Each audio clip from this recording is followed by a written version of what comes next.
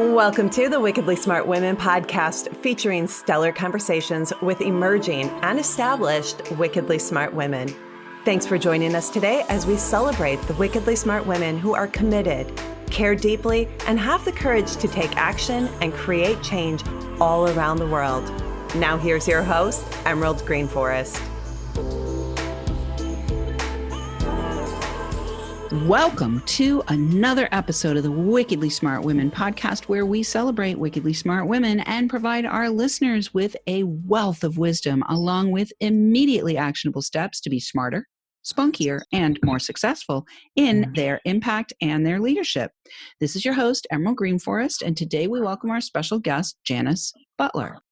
Janice is a teacher, speaker, best-selling author, and certified coach whose passion is to help people lead love-filled, meaningful lives and to open them to their whole self through conscious awakening. Janice has a BA from Stanford University and a master's in spiritual psychology, among other credentials and degrees.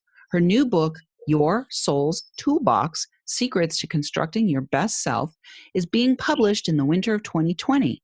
She has studied pursuits of the soul for over 40 years, and I had the distinct pleasure of actually meeting Janice in person at the National Publicity Summit. And as soon as we met, I knew that it was a good fit for her to be on Wickedly Smart Women. So thank you so much for coming. Welcome to the show. Yes, thank you. It's my pleasure completely. All right, beautiful lady. Well, let's get started. I want to dive in with you on your stepping into a leadership role, Janice. You've been in this role for a long, long time. So I'd love to have you talk a little bit about what it was like for you to be called and what it was like for you to step into a leadership position in the area of expertise that you are here to deliver into the world. Mm-hmm. Mm-hmm. I have always been spiritually inclined. This probably began my interest in our spiritual nature when I was in elementary school, walking by myself. My brother had gone on to junior high school, walking to school, and I looked up and noticed the Jacob's ladders streaming down from the sky.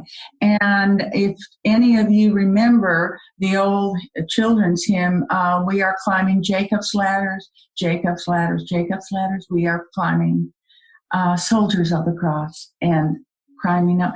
And I thought about that, and I followed streaming sunlight down to myself, and I noticed I was observing myself walking in my saddle shoes, hands swinging, looking over at small flowers along the walk.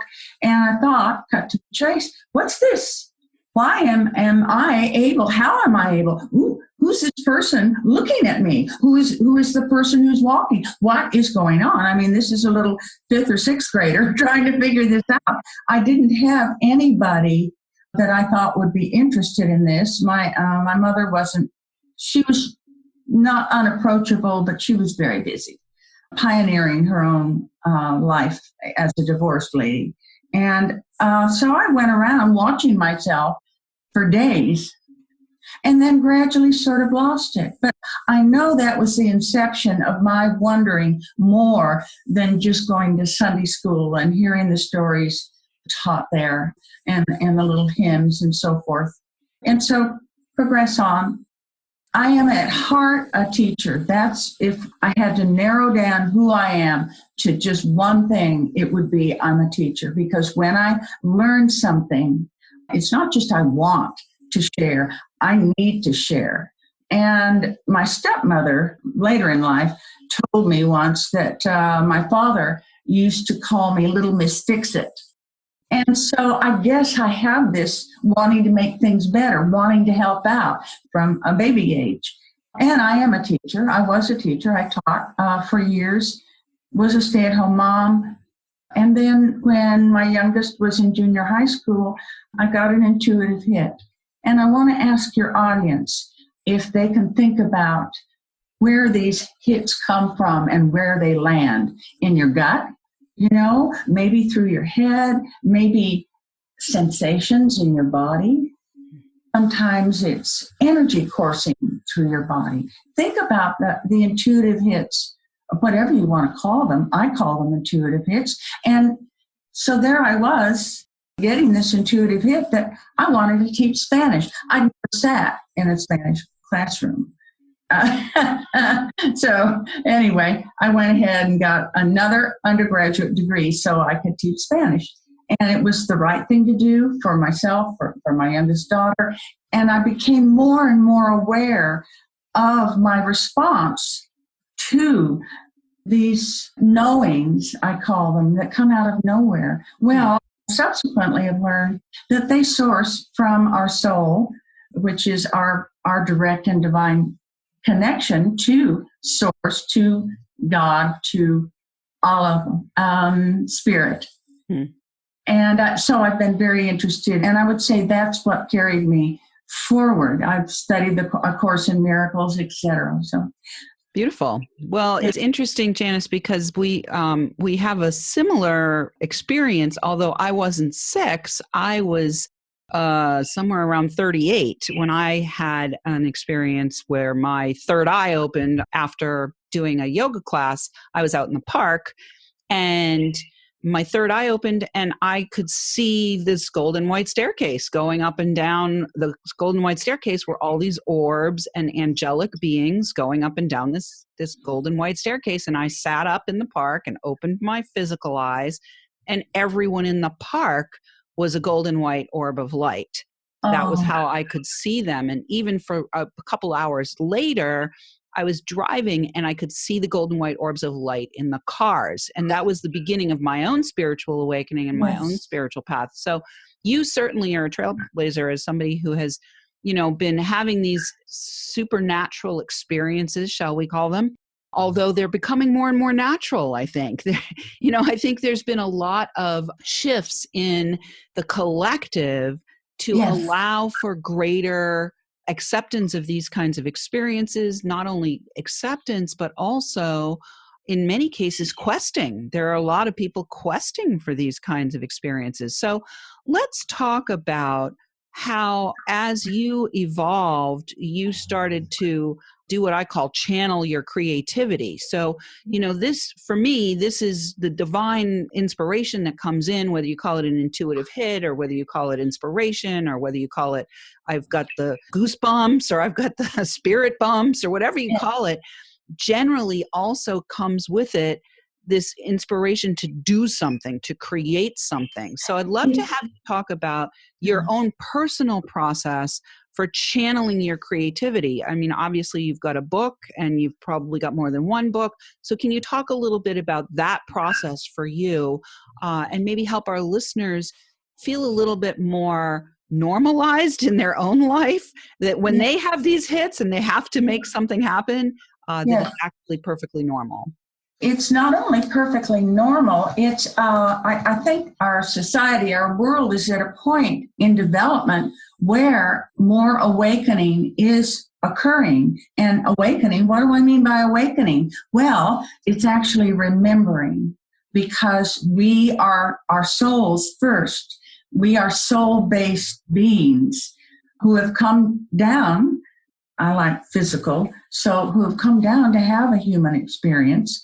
And this particular time to help open the world, open individuals, each of you listening more and more, because it is a process, to our spiritual nature. And when people are conscious and have continued conscious awakenings, as the numbers of you all, of us all, increase, then there's going to be a tipping point where our world will be calmer, will be nicer. Awake people, conscious people, don't fight. Think about that. Think about what goes on in other parts of the world that are so horrendously awful, unhappy, damaging. That's going to ease as we help each other awaken. Remember that who we are as souls, and that we live in two realities. We have our physical world reality, which is goal line, and this is ego-based. And then we have our spiritual reality, which I liken to be vertical. And as we come to understand ourselves more and understand the lessons that we have already learned, why did I have to go through that? Oh my God, that was pretty horrendous. Well, did you learn? I'm at a point in my life where I say, I never lose. I either win or learn. And that's what a lot of these hardships and lessons that we go through are all about, helping us learn, because that's why we're here. And so the process of creativity, which is what you asked about, for me, I found myself writing a whole bunch. And way back when, I didn't like English because I had no confidence as a young person in what I had to say. I was raised by a domineering mother and et cetera. And I just, like many of us, in fact, my professors in my 2-year master's program for spiritual psychology would say that a sense of unworthiness is ubiquitous in our society. Where does it come from? It comes from how we're acculturated. That's not our fault. Everyone, we come in, these bright, shining souls, and then in order to learn how to get along in our world, in our culture, we become more outer directed and we lose our connection with ourselves.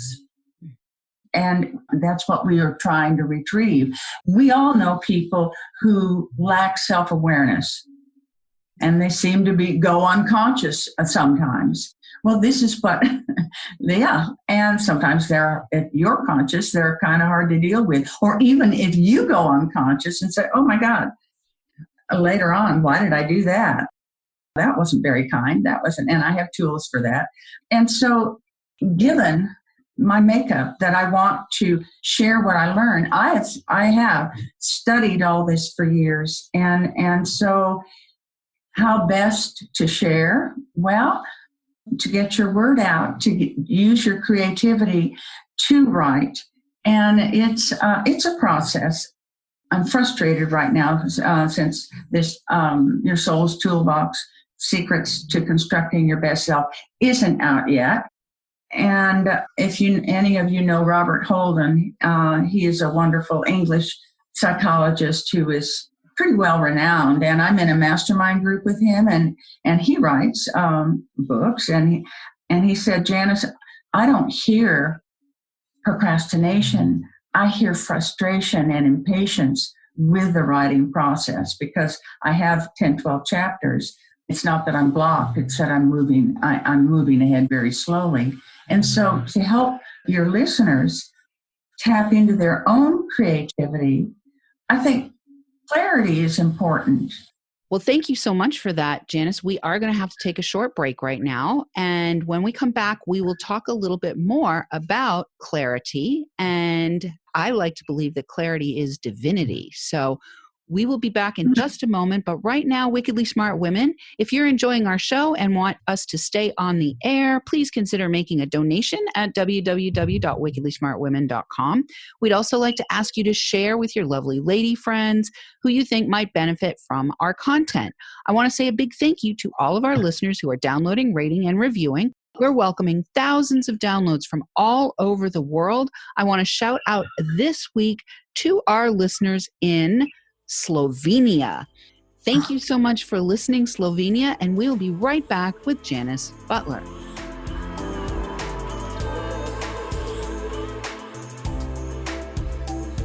The Wickedly Smart Women podcast is brought to you by the Creative Age Consulting Group. Women, are you ready for a big revenue breakthrough so you can stop working like a man and being paid like a woman?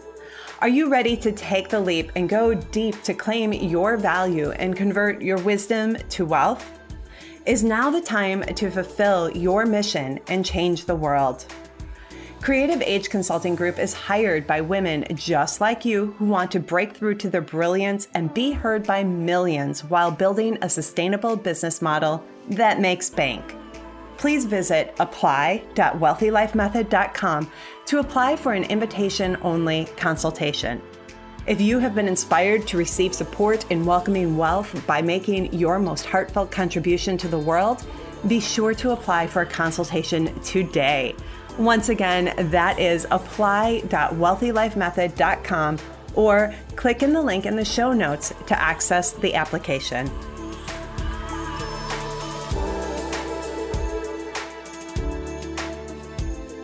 And we are back with Janis Butler. And before the break, Janis was talking about creativity. And after the break now, we're going to talk a little bit about clarity. But before we dive into clarity, I want to let you know where you can find out more about Janis and get on her mailing list and waiting list for her new book. She did mention before the break that it's not quite out yet, but it will be sometime this year. So you can go to janisbutler.com. We will have that information in the show notes for you. You can just click on that link and go to her website, get on her mailing list, and be on the wait list for her new book, Your Soul's Toolbox, which is in process. So, Janis, before we went to the break, you were talking about your creative process. And I love that you were willing to be vulnerable about that and be really clear that the book's just not done yet. Sometimes we think things are going to be done well in advance, and we set ourselves up with this idea that by X date or Y date or D date, we're going to have whatever it is that we are attempting to bring through. And then sometimes the muses move on to somebody else, I guess.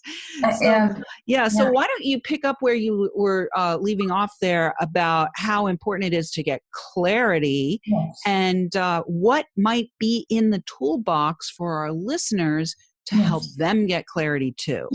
Yes. Well, let me first say that my name is spelled Janis Butler, Butler, not Janice. If anybody remembers Janis Joplin, the singer, that's how she spelled her names. And sometimes that helps people remember that I'm IS, not ICE.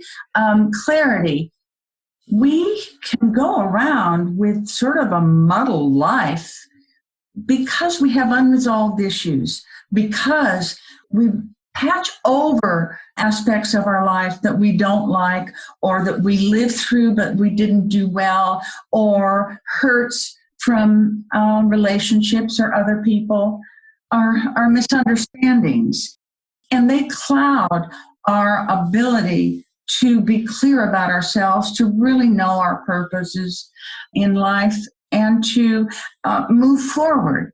And so what I have learned is as we clear out the stuff left over from the residue of living as long as we have, and then we find we're clear, we're more aware of who we are, where we want to go, and we're more aware of a divine intervention, of our spiritual, let's call them, Joseph Campbell, the great mythologist, would call them supernatural aid.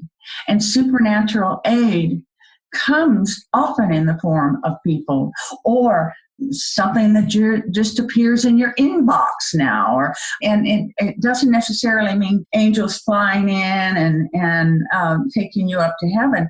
Supernatural aid comes if our antennae are up and we're aware, which is what I'm about, helping people learn how to do, learn what to do. And so a lot of it involves self-forgiveness. Great. So can you give our listeners maybe one or two tips from your forthcoming book that will help them in this area of self-forgiveness and cultivating greater levels of clarity and connection to their own source? Yes.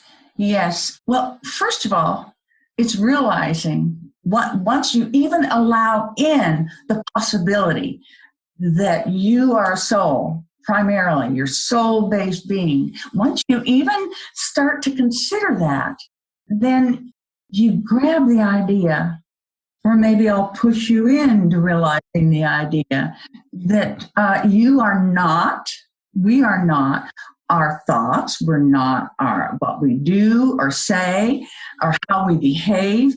We are souls.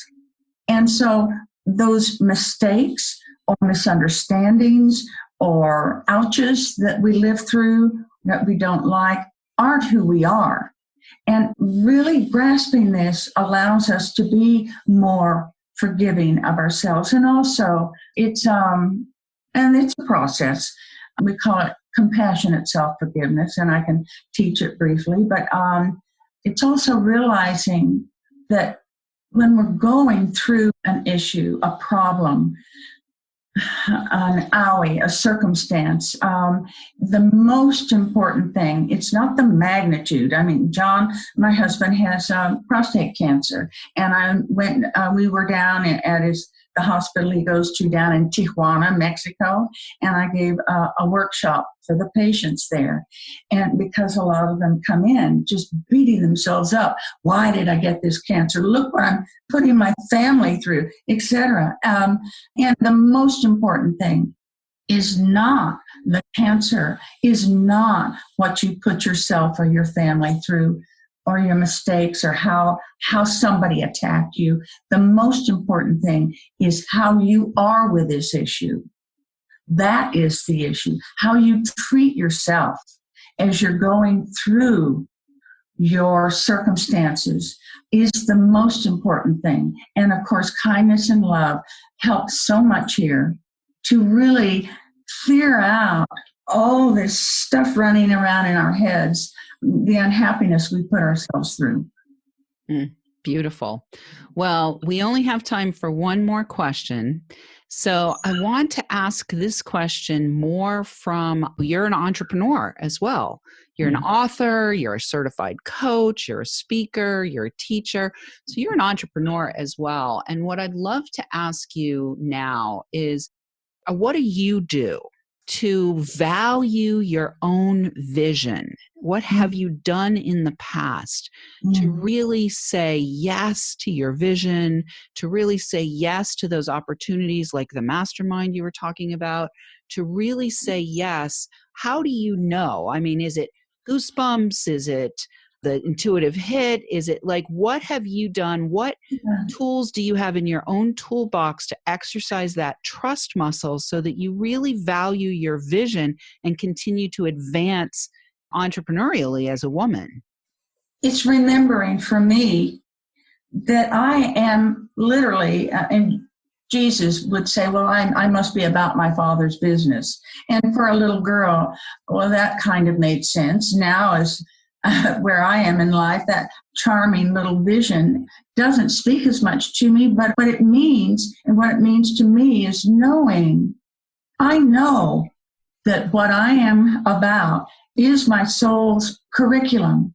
It's what my soul, and I like to bring everything in close. So I name everything. I name everyone in my spirit committee. I name my soul Sophia, means wisdom in Greek. And because how do I know?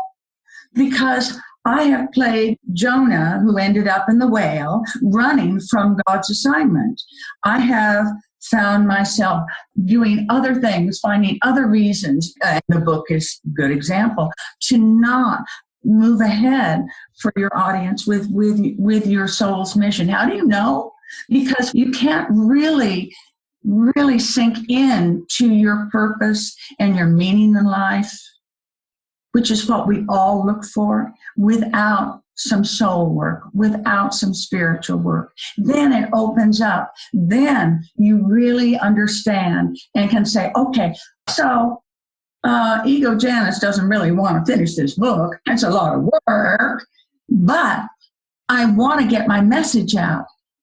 It's Sophia's message. And I have valuable things to share.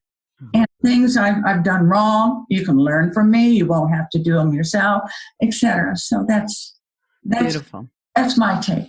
And I love it. For me, it's energy moving in my arms. When my spirit guides are there and talking to me, it's energy moving sometimes in my legs. I connect with them. I love that. Well, for me, I'll share with my listening audience here. I have said it before, but not everybody listens to every episode. So for me, when I am highly inspired and I know that it is a divine download or an intuitive hit or whatever you'd like to call it, I grabbed my boobies. I'm like, yes, we're doing this. We are doing this. Yes. So thank you for doing this with me today, Janice. This obviously the podcast was a divine inspiration and I said yes to it. And so thank you so much for being a part of it.